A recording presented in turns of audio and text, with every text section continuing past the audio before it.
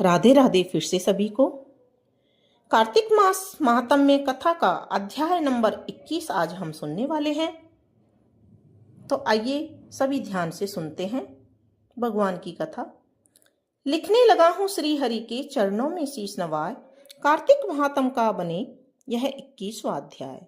अब ब्रह्मा आदि देवता नतमस्तक होकर भगवान शिव की स्तुति करने लगे।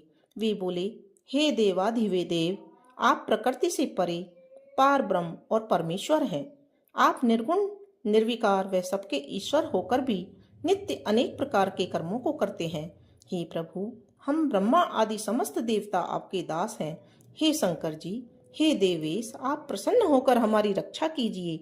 हे शिव जी, हम आपकी प्रजा हैं तथा हम सदैव आपकी शरण में रहते हैं। नारद जी राजा पृथु से बोले, जब इस प्रकार ब्रह्मा आदि समस्त देवताओं एवं मुनियों ने भगवान शंकर जी की अनेक प्रकार से स्तुति करके उनके चरण कमलों का ध्यान किया, तब भगवान शिव देवताओं को वरदान देकर वहीं अंतर्ध्यान हो गए। इसके बाद शिव जी का यशोयान करते हुए सभी देवता प्रसन्न होकर अपने अपने लोक को चले गए। भगवान शंकर के साथ सागर पुत्र जलंधर का युद्ध चरित्र पुण्य प्रदान करने वाला तथा समस्त पापों को नष्ट करने वाला है। यह सभी सुखदायक और शिव को भी आनंददायक है। इन दोनों आख्यानों को पढ़ने एवं सुनने वाला सुखों को भोगकर अंत में अमर पद को प्राप्त करता है। बोलो भगवान शंकर की जय। राधे राधे आप सभी को। अब हम सुनेंगे कार्तिक मास महात्म्य कथा का अध्याय नंबर 22। 22वें अध्याय की जब लिखने लगी हूं बात, श्री प्रभु प्रेरणा प्राप्त कर कलम आ गई हाथ। राजा पृथु ने नारद जी से पूछा, हे देवर्षि, कृपया आप अब मुझे यह बताइए कि वृंदा को मोहित करके विष्णु जी ने क्या किया और फिर वह कहाँ गए। जब देवता स्तुति कर मौन हो गए, तब शंकर जी ने सब देवताओं से कहा, हे ब्रह्मादिक देवताओं, जलंधर तो मेरा ही अंश था। उसे मैंने तुम्हारे लिए नहीं मारा है, यह मेरी सांसारिक लीला थी। फिर भी आप लोग सत्य कहिए कि इससे आप सुखी हुए या नहीं। तब ब्रह्मादिक देवताओं के नेत्र हर्ष से खिल गए और उन्होंने शिव जी को प्रणाम कर विष्णु जी का वह सब वृत्तांत कह सुनाया जो उन्होंने बड़े प्रयत्न से वृंदा को मोहित किया था तथा वह अग्नि में प्रवेश कर परम गति को प्राप्त हुई थी। देवताओं ने यह भी कहा कि तभी से वृंदा की सुंदरता पर मोहित हुए विष्णु उनकी चिता की राख लपेटकर इधर उधर घूमते हैं। अतएव आप उन्हें समझाइए, क्योंकि यह सारा चराचर आपके अधीन है। देवताओं से सारा वृत्तांत सुनकर शंकर जी ने उन्हें अपनी माया समझाई और कहा कि उसी से मोहित विष्णु भी काम के वश में हो गए हैं। परंतु महादेवी उमा, त्रिदेवों की जननी, सबसे परे वह मूल प्रकृति परम मनोहर और वही गिरजा भी कहलाती है। अतएव विष्णु का मोह दूर करने के लिए अब आप उनकी शरण में जाइए। शंकर जी की आज्ञा से सब देवता मूल प्रकृति को प्रसन्न करने चले। उनके स्थान पर पहुंचकर उनकी बड़ी स्तुति की। तब यह आकाशवाणी हुई कि हे देवताओं, मैं ही 3 प्रकार से तीनों गुणों से पृथक होकर स्थित सत्य गुण से गोरा, रजोगुण से लक्ष्मी और तमोगुण से ज्योति रूप हूँ। अतएव अब आप मेरी रक्षा के लिए उन देवियों के पास जाओ, तो वे तुम्हारे मनोरथों को पूर्ण कर देंगी। यह सब सुनकर देवता भगवती के वाक्यों का आदर करते हुए गौरी, लक्ष्मी और सरस्वती को प्रणाम करने लगे। सब देवताओं ने भक्ति पूर्वक उन सब देवियों की प्रार्थना की। उस स्तुति से तीनों देवियां प्रकट हो गई। सभी देवताओं ने खुश होकर निवेदन किया। तब उन देवियों ने कुछ बीज देकर कहा, इन्हें ले जाकर बो दो, तुम्हारे सब कार्य सिद्ध हो जाएंगे। ब्रह्मादिक देवता उन बीजों को लेकर विष्णु जी के पास गए। वृंदा की चिता भूमि में डाल दिया। उससे धात्री, मालती और तुलसी प्रकट हुई। विधात्री के बीच से धात्री, लक्ष्मी के बीच से मालती और गौरी के बीच से तुलसी प्रकट हुई। विष्णु जी ने ज्यों ही उन स्त्री रूप वाली वनस्पतियों को देखा तो वे उठ बैठे। कामासक्त चित्त से मोहित हो उनसे याचना करने लगे। धात्री और तुलसी ने उनसे प्रीति की। विष्णु जी सारा दुख भूलकर देवताओं से नमस्कृत हो अपने लोक बैकुंठ में चले। वह पहले की तरह सुखी होकर शंकर जी का स्मरण करने लगे। यह आख्यान शिव जी की भक्ति देने वाला है। राधे राधे। आज हम सुनेंगे कार्तिक मास का महात्म्य कथा, अध्याय नंबर 23। 23वां अध्याय वर्णन आंवला तुलसी जान, पढ़ने सुनने से कमल हो जाता कल्याण। नारद जी बोले, हे राजन, यही कारण है कि कार्तिक मास के व्रत उद्यापन में तुलसी की जड़ में भगवान विष्णु की पूजा की जाती है। तुलसी भगवान विष्णु को अधिक प्रीति प्रदान करने वाली मानी गई है। राजन, जिनके घर में तुलसी वन है वह घर तीर्थ स्वरूप है। वहां यमराज के दूत नहीं आते। तुलसी का पौधा सदैव सभी पापों का नाश करने वाला तथा अभिष्ट कामनाओं को देने वाला है। जो श्रेष्ठ मनुष्य तुलसी का पौधा लगाते हैं वे यमराज को नहीं देखते। नर्मदा का दर्शन, गंगा का स्नान और तुलसी वन का संसर्ग, ये तीनों एक समान कहे गए हैं। जो तुलसी की मंजरी से संयुक्त होकर प्राण त्याग करता है वह सैकड़ों पापों से युक्त ही क्यों न हो तो भी यमराज उसकी ओर नहीं देख सकते। तुलसी को छूने से कामिक, वाचिक, मानसिक आदि सभी पाप नष्ट हो जाते हैं।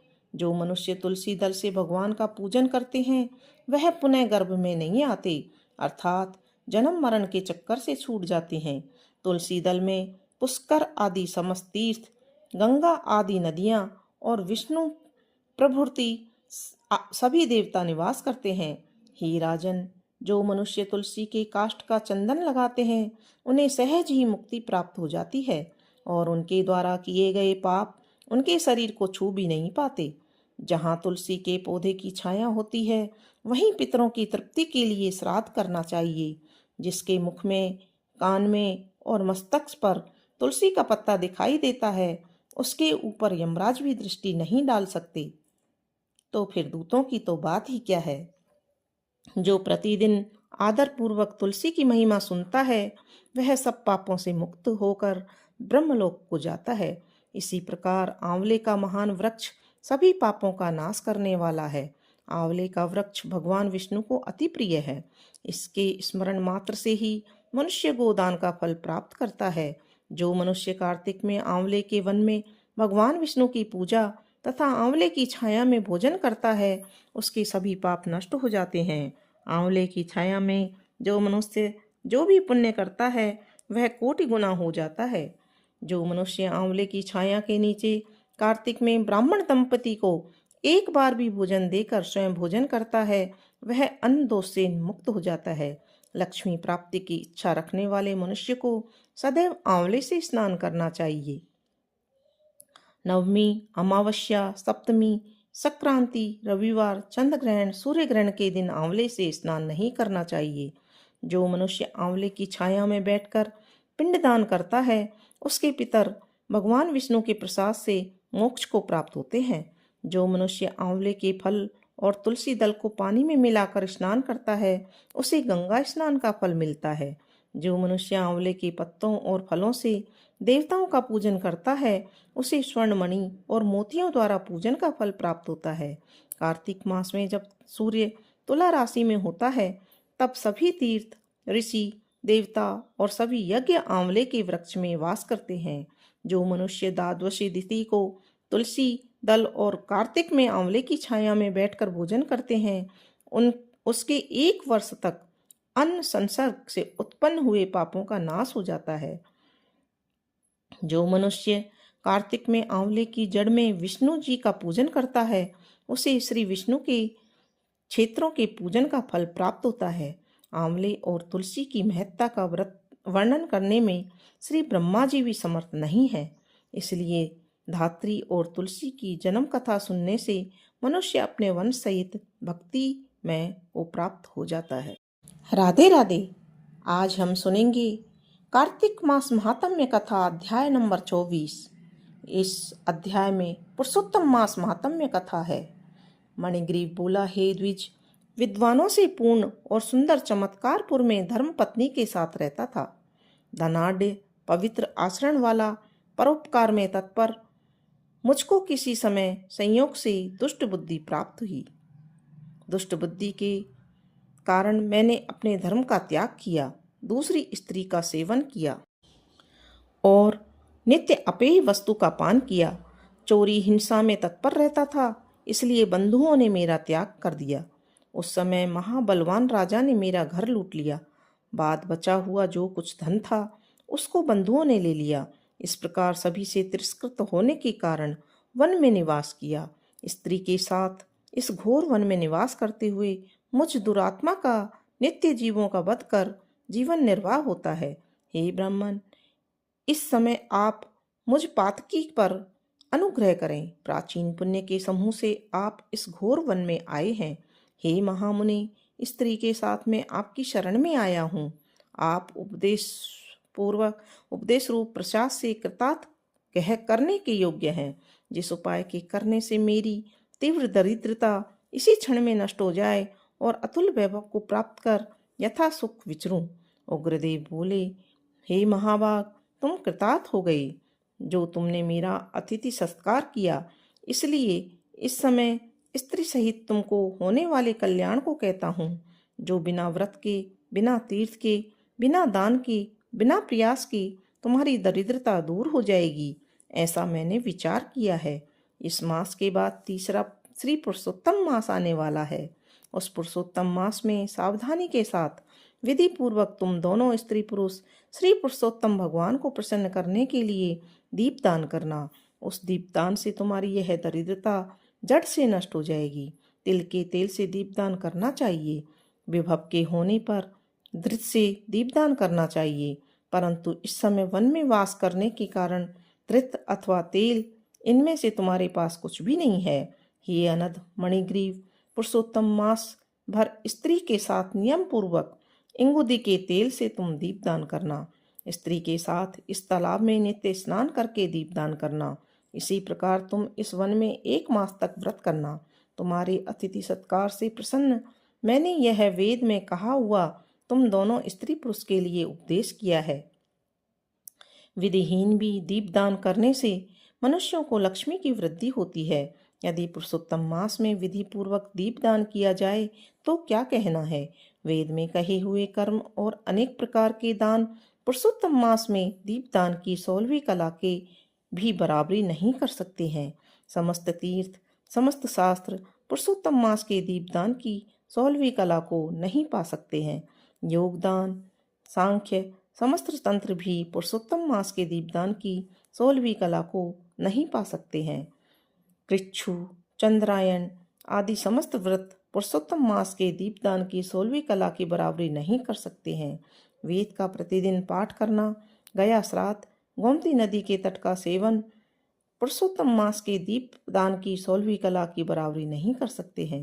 हजारों ग्रहण, सैकड़ों व्यतिपात पुरुषोत्तम मास के दीपदान की 16वीं कला के बराबरी नहीं कर सकते हैं। कुरुक्षेत्र आदि श्रेष्ठ क्षेत्र, दंडक आदि वन पुरुषोत्तम मास के दीपदान की 16वीं कला की बराबरी नहीं कर सकते हैं। हे वस्त, यह अत्यंत गुप्त व्रत जिस किसी से कहने लायक नहीं है, यह धन धान्य, पशु, पुत्र, पौत्र और यश को करने वाला है।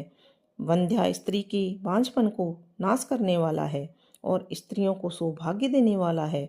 राज्य से गिरे हुए राज्यों को राज्य देने वाला है और प्राणियों को इच्छानुसार फल देने वाला है। यदि कन्या व्रत करती है तो गुणी चिरंजीवी पति को प्राप्त करती है। राम स्त्री की इच्छा करने वाला पुरुष सुशीला और पतिव्रता स्त्री को प्राप्त करता है। विद्यार्थी विद्या को प्राप्त करता है। सिद्धि को चाहने वाला अच्छी तरह सिद्धि को प्राप्त करता है।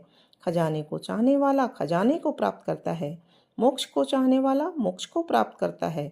बिना विधि के, बिना शास्त्र के जो पुरुषोत्तम मास में जिस किसी जगह दीपदान करता है वह इच्छानुसार फल को प्राप्त करता है। हे वस्त, विधि पूर्वक नियम से जो दीपदान करता है तो फिर कहना ही क्या है। इसलिए पुरुषोत्तम मास में दीपदान करना चाहिए। मैंने इस समय यह तीव्र दरिद्रता को नाश करने वाला दीपदान तुमसे कहा। तुम्हारा कल्याण हो, तुम्हारी सेवा से मैं प्रसन्न हूँ। अगस्त्य मुनि बोले, इस प्रकार वह श्रेष्ठ ब्राह्मण मन से 2 भुजा वाले मुरली को धारण करने वाले श्री हरि भगवान का स्मरण करते हुए प्रयाग को चले गए। वे दोनों अपने आश्रम से उग्रदेव के पीछे जाकर उनके पास कुछ मास पर्यंत वास करके प्रसन्न मन हो दोनों स्त्री पुरुष उग्रदेव को नमस्कार कर फिर आश्रम को चले गए। अपने आश्रम में आकर भक्ति से पुरुषोत्तम में मन लगाकर ब्राह्मण की भक्ति में तत्पर उन दोनों ने स्त्री पुरुष ने 2 मास बिताया। 2 मास बीत जाने पर श्रीमान पुरुषोत्तम मास आया। उस पुरुषोत्तम मास में दोनों गुरु भक्ति में तत्पर हो दीपदान को करते हुए आलस्य को छोड़कर वे दोनों ऐश्वर्य के लिए इंगुदी के तेल से दीपदान करते रहे। इस प्रकार दीपदान करते उन दोनों को श्री पुरुषोत्तम मास बीत गया। उग्रदेव ब्राह्मण के प्रसाद से शुद्धांतकरण होकर उस समय काल के वशीभूत हो इंद्र की पुरी को गए। वहां होने वाले सुखों को भोगकर पृथ्वी पर भारत खंड में उग्रदेव के प्रसाद से श्रेष्ठ जन्म को उन दोनों स्त्री पुरुष ने धारण किया। पूर्व जन्म में जो तुम मृग की हिंसा में तत्पर मणिग्रीव थे, वह वीरबाहु के पुत्र चित्रबाहु के नाम से प्रसिद्ध राजा हुए। इस समय चंद्रकला नामक जो तुम्हारी स्त्री है, यह पूर्व जन्म में सुंदरी नाम से तुम्हारी स्त्री थी। पतिव्रत धर्म में से यह तुम्हारे अर्धांग की भागिनी है। जो स्त्री पतिव्रता होती है, वे अपने पति के पुण्य का आधा भाग लेने वाली होती हैं। श्री पुरुषोत्तम मास में इंगुदी के तेल से दीपदान करने से तुमको यह निष्कंटक राज्य मिला। जो पुरुष पुरुषोत्तम मास में दृश्य अथवा तिल के तेल से अखंड दीपदान करता है, तो फिर कहना ही क्या है। पुरुषोत्तम मास में दीपदान का यह फल कहा है, इसमें कुछ संदेह नहीं है। जो उपवास आदि नियमों से श्री पुरुषोत्तम मास का सेवन करता है, तो उसका कहना ही क्या है। वाल्मीकि बोले, इस प्रकार अगस्त्य मुनि राजा चित्रबाहु के पूर्व जन्म का वृत्तांत कहकर और राजा चित्रबाहु से किए गए सत्कार को लेकर तथा अक्षय आशीर्वाद देकर चले गए। बोलो विष्णु भगवान की जय। राधे राधे सभी को। अब हम सुनेंगे कार्तिक मास महात्म्य कथा का अध्याय नंबर 25। सुना प्रश्न ऋषियों का और बोले सूत जी ज्ञानी। 25वें अध्याय में सुनो श्री हरि की वाणी। तीर्थ में दान और व्रत आदि सत्कर्म करने से मनुष्य के पाप नष्ट हो जाते हैं, परंतु तू तो प्रेत के शरीर में है, अतः उन कर्मों को करने की अधिकारनी नहीं है। इसलिए मैंने जन्म लेकर अब तक जो कार्तिक का व्रत किया है, उसके पुण्य का आधा भाग मैं तुझे देता हूँ, उसी से सदगति को प्राप्त हो जा। इस प्रकार कहकर धर्मदत्त ने द्वादशाक्षर मंत्र का श्रवण कराते हुए तुलसी मिश्रित जल से ज्यों ही उसका अभिषेक किया, त्यों ही वह प्रेत योनि से मुक्त हो प्रज्वलित अग्निशिखा के समान तेजस्विनी एवं दिव्य रूपी धारिणी देवी हो गई और सौंदर्य में लक्ष्मी की समानता करने लगी। तदंतर उसने भूमि पर दंड की भांति गिरकर ब्राह्मण देवता को प्रणाम किया और हर्षित होकर गदगद वाणी में कहा, हे द्विश्रेष्ठ, आपके प्रसाद से आज मैं इस नरक से छुटकारा पा गई। मैं तो पाप के समुद्र में डूब रही थी और आप मेरे लिए नौका के समान हो गए। इस प्रकार ब्राह्मण से कह रही थी कि आकाश से एक दिव्य विमान उतरता हुआ दिखाई दिया। वह अत्यंत प्रकाशमान एवं विष्णु रूपधारी पार्षदों से युक्त था। विमान के द्वार पर खड़े हुए पुण्यशील और सुशील ने उस देवी को उठाकर श्रेष्ठ विमान पर चढ़ा लिया। तब तुम धर्मदत्त ने बड़े आश्चर्य के साथ उस विमान को देखा और विष्णु रूपधारी पार्षदों को देखकर साष्टांग प्रणाम किया। पुण्यशील और सुशील ने प्रणाम करने वाले ब्राह्मण को उठाया, उसकी सराहना करते हुए कहा, हे द्विश्रेष्ठ, तुम्हें साधुवाद है, क्योंकि तुम सदैव भगवान विष्णु के भजन में तत्पर रहते हो, दीनों पर दया करते हो, सर्वज्ञ हो तथा भगवान विष्णु के व्रत का पालन करते हो।